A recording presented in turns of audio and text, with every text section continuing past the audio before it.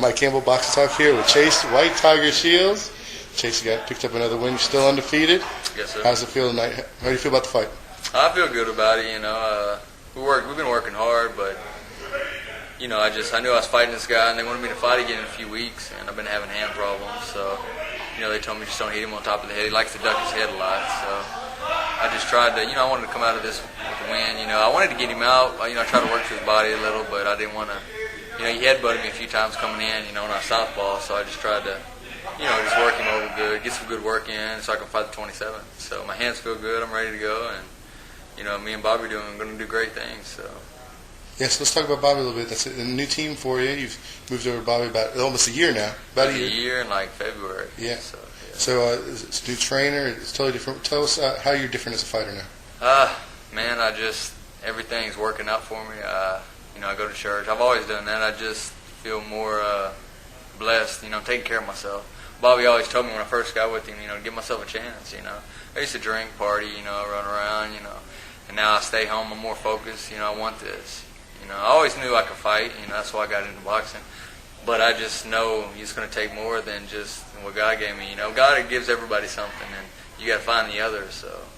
And that's what I'm doing. I feel good about everything, and Bobby's really brought out, he's helping me move around and I can let go, let my hands go. I can do it all, so he's kind of taught me that.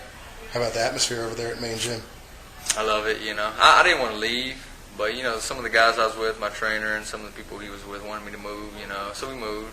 I'm loyal to them, they're, John Alvarado was like an uncle or something. He was family, so, we did it, but I've always liked Bobby and them, and when that happened, I just wanted a different atmosphere. I went back to the gym for a while, the gym we was training at, Campbell's the gym, and Frank's. And just, you kept trying to listen for his truck to drive up or something, like he was going to be coming. So I was like, yeah, and I still was running around partying, I couldn't get out of it. So I was like, man, we got to change. Let's get out of here, new atmosphere, So we went to Bobby's, I called Spagnola and said, what do you think about Bobby, get with him? And he's like, man, that'd be great. So, it worked out. And you've also taken off weight since you've joined Bobby, too. Well, I've always fought at 54. I fought actually but three. You're thinking about going to 47, yeah? Yeah, I was thinking about it, but it's easy for me to make 54, and, I think I'd have to lose muscle if I went down, and I don't want to, the other guys, they fight, at 47, it's no problem for them. I don't want them to, feel better at the fight than I do. I want to be the one, I don't mind fighting 75, I just... Tell us about the ballroom here. This is like your home arena, more or less. A lot of your fights are taking place here, probably majority of them. Yeah, I love this place. I see it's kind of getting old. I've been this 5 years now. So March 23rd, I think, was 5 years, 21st. So, but I love seeing that they're fixing it up and everything again, and I love this place. It's doing great things for me, and everybody see me in the future, move up. Good deal. You're one of the most popular fighters in Houston. You packed the house, man. You sold the majority of the tickets. Talk about, how did you get so popular? How did it happen? And talk about the fans.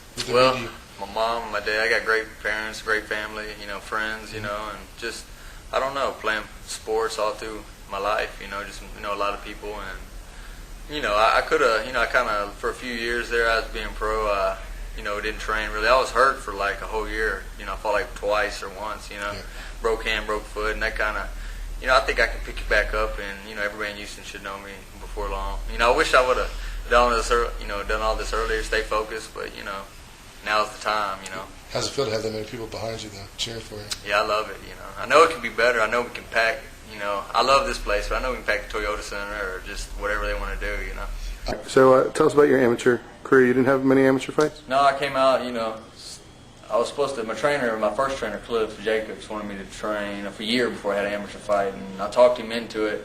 I think I turned pro in amateur. I started training in November of 98, and then January of 99 I had my first fight. I talked him into it. So, I knocked the two guys out. I thought I was on top of the world. Hey, I'm going to knock everybody out. Because I always knew I could hit, so I figured, hey, I'm going to walk through everybody. We partied. I still played football. Me and my friends, we'd go get limos. I thought I was going to, he told me in 2 years you ain't going to go to the mall. So, I thought, hey, I'm, Sugar Ray already. But, I figured, from there, I didn't have many fights.